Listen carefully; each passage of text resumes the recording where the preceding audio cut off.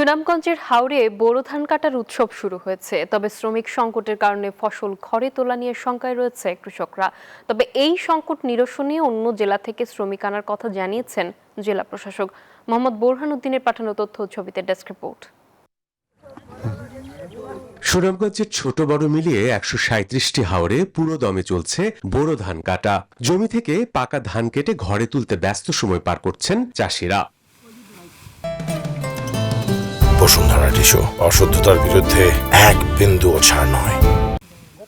চাষিরা বলছেন বৈশাখের শুরু থেকে হাওরে অতিবৃষ্টি সহ দেখা দিয়েছে শ্রমিক সংকট। অন্যদিকে তীব্র জ্বালানি সংকট ও তেলের দাম বাড়ার কারণে হারভেস্টার মেশিনে ধান কাটায় প্রভাব পড়েছে। এছাড়াও হাওরের নিচু অংশের জমির ধান পানির কারণে হারভেস্টার মেশিনে কাটা সম্ভব না হওয়ায় বিপাকে পড়েছেন তারা।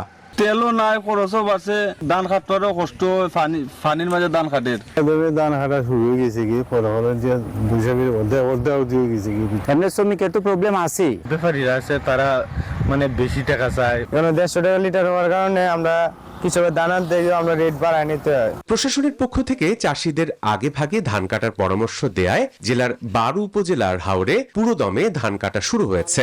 আবহাওয়া ভালো থাকলে আগামী এক সপ্তাহের মধ্যে কৃষকরা জমির ফসল ঘরে তুলতে পারবে বলে আশা কৃষি বিভাগের।